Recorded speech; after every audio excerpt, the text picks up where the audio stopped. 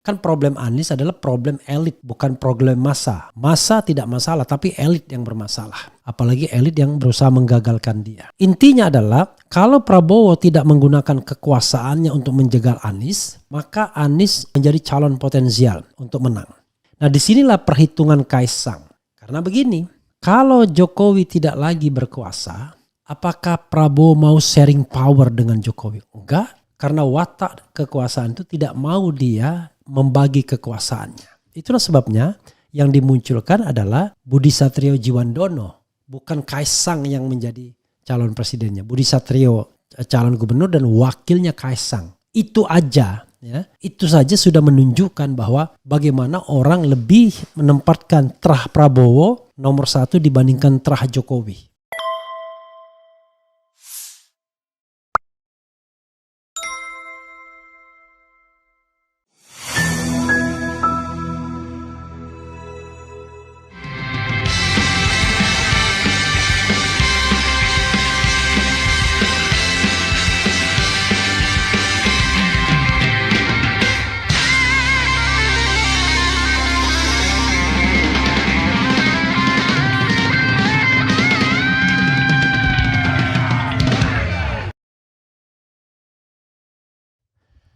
Assalamualaikum warahmatullahi wabarakatuh.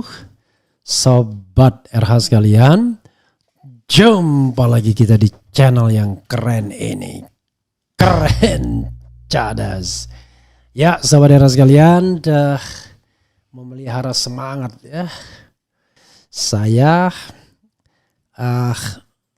ingin mengangkat satu tema. Kaisang sebut mau berpasangan dengan Anies. Anies goyang tanda tanya.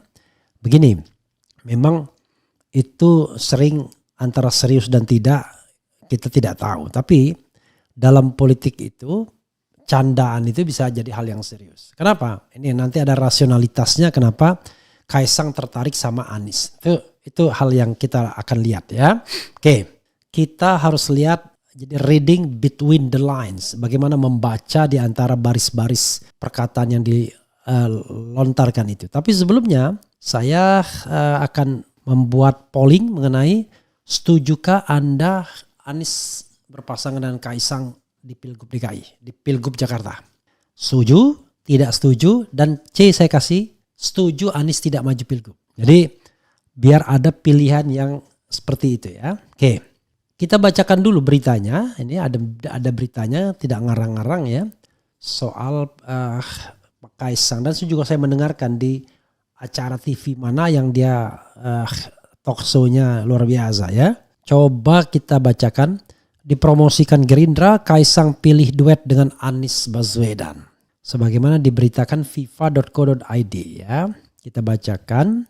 Ketua Umum PSI Kaisang Pangarep berharap bisa duet dengan Anies Baswedan pada Pilkada Jakarta 2024. Diketahui pencoblosan Pilkada serentak akan digelar KPU RI pada 27 November 2024. Kalau disuruh pilih Jakarta, mungkin duet sama Pak Anies sih ya, kata Kaisang dikutip dari kanal YouTube Kaisang Pangarep by GK Hebat pada Senin 3 Juni 2024. Lantas Kaisang menjelaskan kenapa ingin maju Pilgub Jakarta.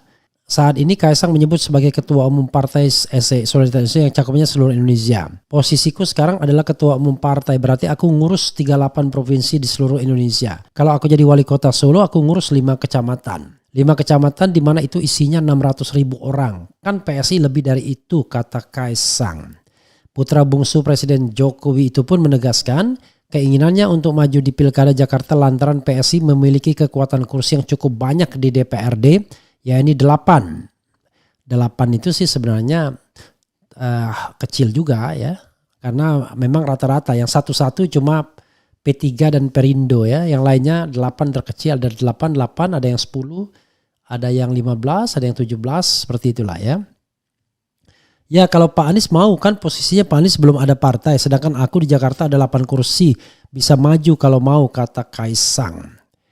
Isu Kaisang ingin maju sebagai cagup dan calon wakil cawagup terus mencuat pasca MA mengabulkan gugatan yang mengubah persyaratan batas usia calon kepala daerah. Sebelumnya diberitakan Ketua Harian DPP Partai Gerindra Sufmi Dasko Ahmad mengunggah Foto Wakil Ketua Umum Partai Gerindra Budia Satrio Jiwandono bersanding dengan Ketua Umum PSI Kaisang Pangarep di Instagram pribadinya. Pada postingan tersebut ditulisnya bahwa Budi sebagai Cagup DKI Jakarta dan Kaisang sebagai Cagup DKI Jakarta. Di atasnya juga tertulis For Jakarta 2024 lengkap dengan logo pemerintah Provinsi DKI Jakarta dan latar belakang Monas. Dalam unggahan yang sama, Wakil Ketua DPR itu pun turut mengetek akun pasangan Raffi Ahmad dan Nagita Slavina. Dikonfirmasi perihal ini, Ketua DPW PSI DKI Jakarta, Elva Farhi Kolbina merespons positif unggahan Dasko. Luar biasa ya. Terkait postingan Pak Sufmi Dasko tersebut, menurut saya ini hal yang menarik ya, kata Elva. Elva lebih jauh menuturkan saat ini pihaknya memang menugaskan kepada Des Pilkada Jakarta untuk menjaring sebanyak-banyaknya kandidat yang kompeten dan mempunyai visi dan misi yang sama dengan PSI.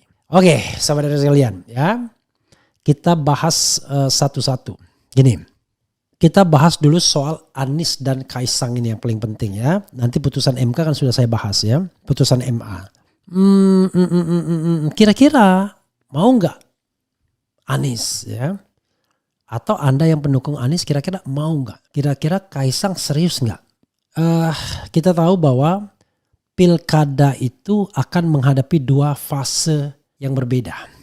Pendaftarannya berakhir pada bulan Agustus. Oke, itu pendaftarannya. Sementara pemilihannya pada tanggal 27 November. Pada pendaftaran Jokowi masih berkuasa. Ya, can do everything, bisa melakukan apapun. Tapi jangan lupa, begitu dia pemilihan tanggal 27 November, Jokowi tidak lagi berkuasa. Rasanya tidak mungkin lagi dia bisa menggerakkan aparat, bisa bansos dan lain sebagainya. Memang bansos akan digelontorkan lagi konon mulai dari Agustus, September, Oktober sampai kondisi November nanti. Paling tidak sampai Oktober atau sampai November komitmennya. Masih ada pengaruhnya, tetapi tentu ada perbedaan yang signifikan ketika pemilihan. Jokowi bukan lagi presiden. Oke? Pertanyaannya adalah, apakah Prabowo akan mengendorse mati-matian kalau seandainya Kaisang yang menjadi calon gubernurnya? Artinya Prabowo akan buka front lagi dan betul-betul dia tidak ingin rekonsiliasi. Dan tidak menguntungkan bagi dia. Karena akan ada kelompok kekuatan lain yang real di masyarakat. Kalau yang dibilang sama politisi kan, wah ini buktinya 58, 28 suara rakyat. Itu suara bullshit ya kan. Kalau kita lihat suara real di masyarakat belum tentu. Apalagi masyarakat Jakarta. Coba banyak-banyakan militan-militannya. Ya. Mana yang bisa bergerak tanpa bayaran, mana yang bergerak hanya karena dibayar. Apalagi bayaran untuk para preman misalnya. Ini kan real di lapangan. Nah yang real di lapangan itu adalah masa Anies Baswedan. Apalagi di Jakarta. Real di lapangan. Masa Anies. Masa yang bekerja tanpa digerakkan. Bekerja tanpa digerakkan. Oke. Kemarin sudah deklarasi misalnya. Kan problem Anies adalah problem elit. Bukan problem massa. Massa tidak masalah. Tapi elit yang bermasalah. Apalagi elit yang berusaha menggagalkan dia. Intinya adalah kalau Prabowo tidak menggunakan kekuasaannya untuk menjegal Anies, maka Anies menjadi calon potensial untuk menang. Karena itu siapa yang tidak tertarik untuk dijadikan atau menggandeng Anies atau digandeng Anies sebagai wakil gubernurnya. Nah disinilah perhitungan Kaisang. Karena begini, kalau Jokowi tidak lagi berkuasa, apakah Prabowo mau sharing power dengan Jokowi? Enggak. Karena watak kekuasaan itu tidak mau dia membagi kekuasaannya. Sekarang Prabowo mau bagi kekuasaan dengan Jokowi karena de facto de jure Jokowi masih presiden. Karena itu dia biarkan.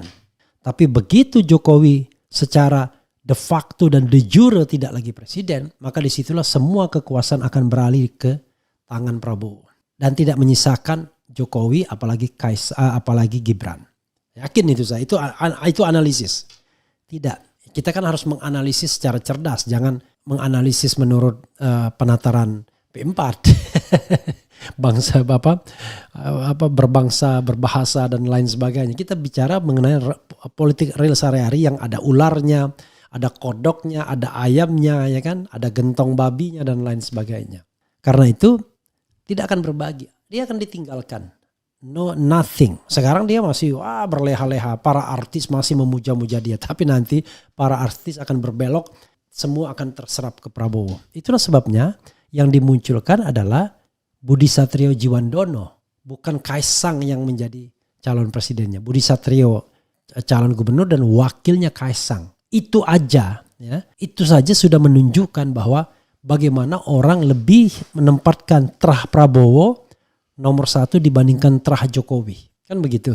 Itu saja. Lalu siapa yang bekerja di balik ini semua, ada permohonan judicial review? Kita tidak tahu. Karena mereka berusaha membuat Prabowo dan Jokowi senantiasa bersatu untuk memenangkan pertarungan secara gentong babi seperti kemarin. Oke, nah karena itu dalam benak saya, kalau seandainya tidak ada lagi kekuasaan istana yang mempengaruhi pemilihan, maka peluang Anies menang besar.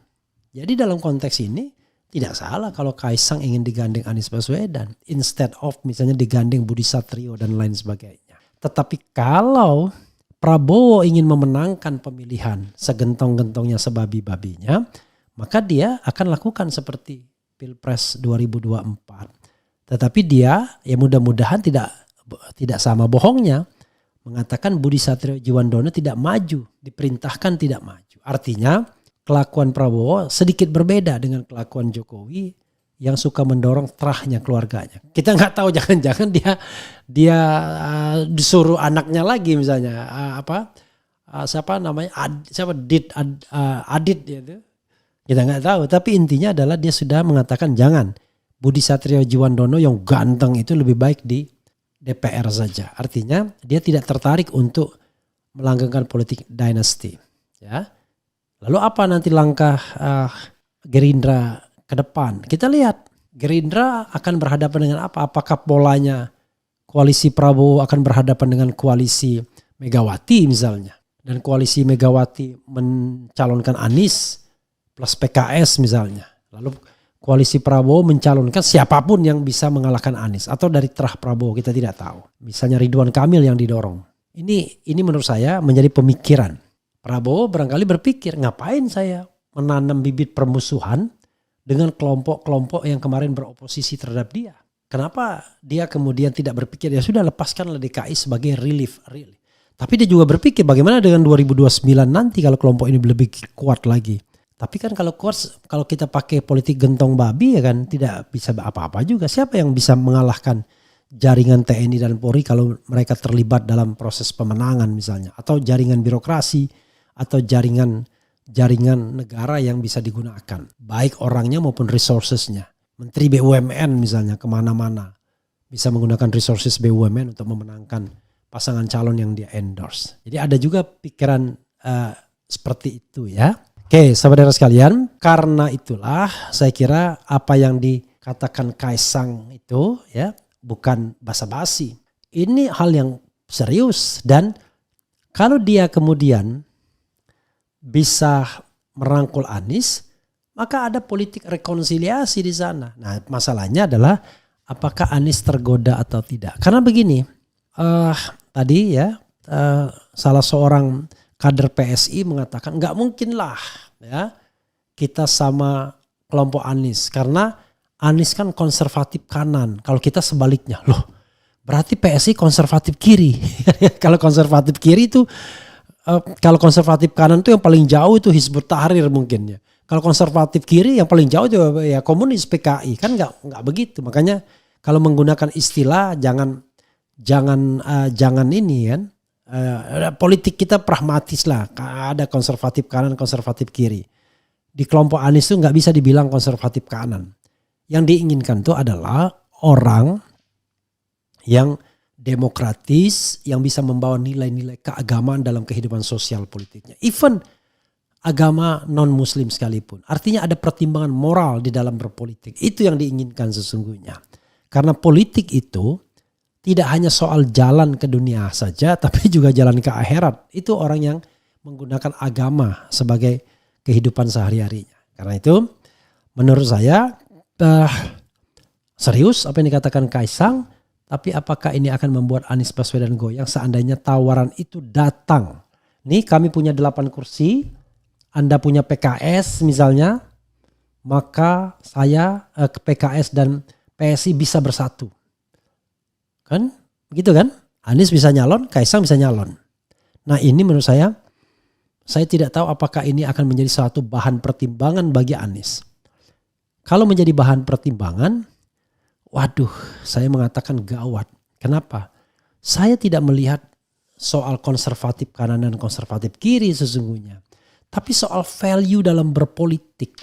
Kalau Anda menggunakan kekuasaan untuk mempengaruhi putusan hakim, maka Anda sudah merusak negara sendi-sendi negara hukum yang demokratis di Indonesia. Itu soalnya. Jadi keberatan kita bukan keberatan pada orang, tapi keberatan pada perilakunya. Nah kalau Anies mengendorse perilaku seperti itu dengan menggandeng Kaisang, maka menurut saya Anies sudah kehilangan nilai, bukan lagi man of value. Makanya kalau ada misalnya relawan Anies yang mengatakan berpasangan dengan Kaisang, dan kebetulan relawan tersebut adalah anggota partai politik pendukung Anies, saya lihat dia tidak menggunakan lagi ukuran nilai moral untuk memenangkan pertarungan. Asal yang penting peluang menangnya ada. Kalau begitu ya ambillah. Kalau politik seperti itu ya apa bedanya Anda dengan Jokowi, Anda dengan Prabowo yang memenangkan pertarungan tanpa nilai. Ya kan? Lalu mengklaim seolah-olah rakyat menyukainya. Rakyat yang mana? Saya di lapangan tidak melihat ada militansi orang mendukung Prabowo dan Gibran. Yang ada ya orang merasa dibayar. Yang ada militansi itu pendukung 01 di lapangan.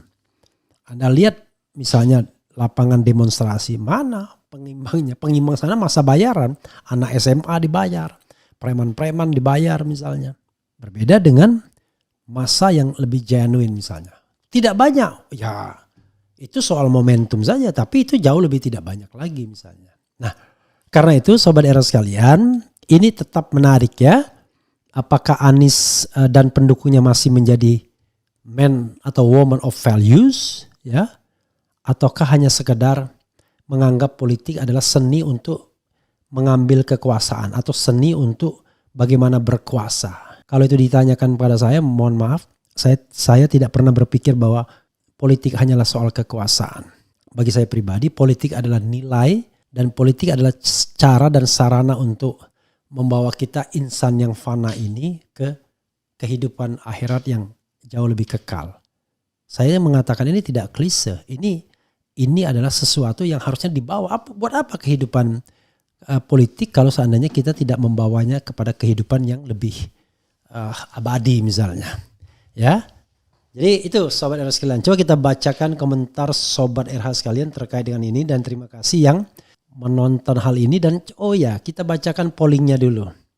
Apakah mayoritas setuju atau tidak? Sudah dibuat pollingnya kan?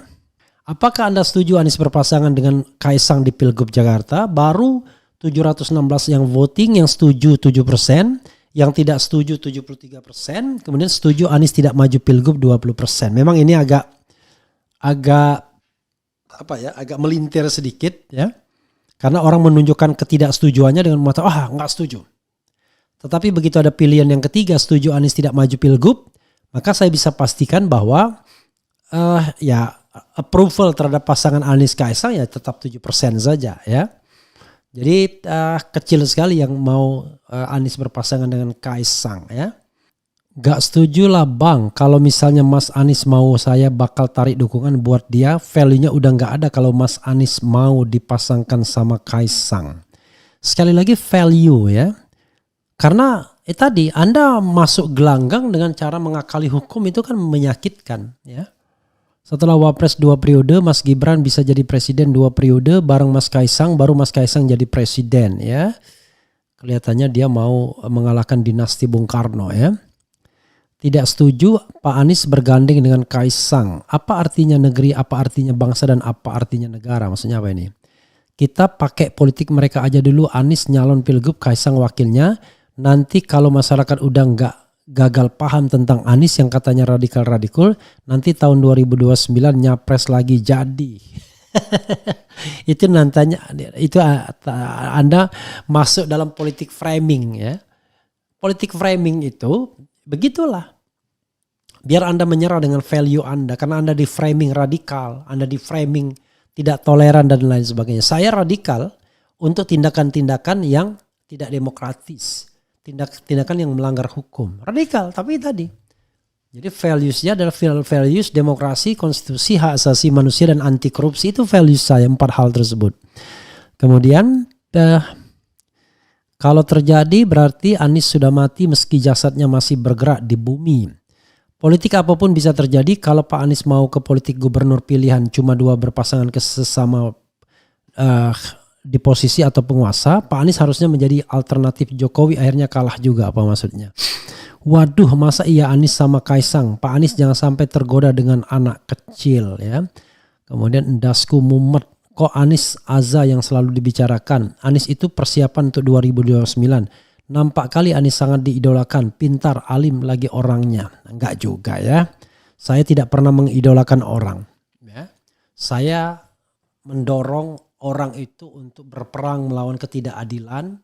Untuk menjaga demokrasi. Itulah value-nya. Tapi kalau dia sudah tidak di sana lagi, maka selesai.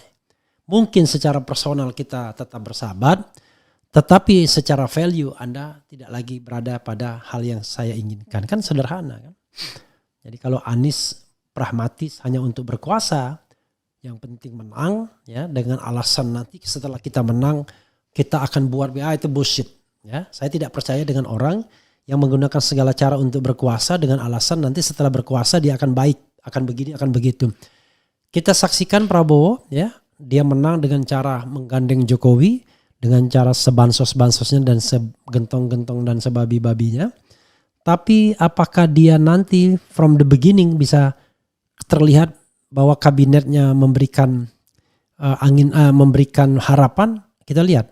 Tapi saya from the beginning saya tidak yakin. Itu saja. Tidak yakin. Karena saya mengatakan seseorang yang didukung oleh ada oleh pragmatisme, oleh nilai hukum yang dikoyak-koyak, maka tidak akan menjadi tidak akan bisa merealisasikan nilai-nilai yang dia koyak-koyaknya tersebut. Bagaimana? How come ya? Kemudian betul Bung Repli harus pikir ke akhirat karena itu kehidupan abadi, makanya kerja itu ibadah bukan dikotori dengan kecurangan. Kemudian sama sekali tidak setuju, Anies jangan berpaling ke politik dinasti, menanglah dengan nilai-nilai sendiri yang diyakininya. Ya itulah ya. Benalu nempel Anies tak mau saya yakin. Tukang pisang gak ngaca. Oke. Anies plus Basuki asik. Udah gak bisa Basuki karena aturannya adalah yang pernah menjadi gubernur tidak bisa dicalonkan sebagai wakil gubernur. Sudah selesai itu. Itu aturannya. Jangan lagi kita utak-atik aturan itu ya. Karena aturan tersebut adalah aturan yang harusnya dipersoalkan sebelum prosedur berjalan. Ini prosedur sudah berjalan, kita tidak usah persoalkan lagi. Nah makanya kemudian putusan MA itu agak kurang ajar. Karena prosedur sudah berjalan, pencalonan sudah berjalan, baru putusan MK. Padahal sudah ada calon-calon independen yang mendaftar. Itu saja Sobat Era sekalian ya. Mudah-mudahan ini memberikan perspektif, memberikan pencerahan. Sekali lagi, politik itu jalan menuju surga, menuju akhirat. Dan jangan dikotori sekedar ambisi untuk merebut kekuasaan. Tidak ada gunanya. Ya, kalau seandainya orang sekadar melihat politik adalah cara untuk merebut kekuasaan, silakan ambil politik itu. Kita tidak akan tertarik. Saya pribadi tidak akan tertarik.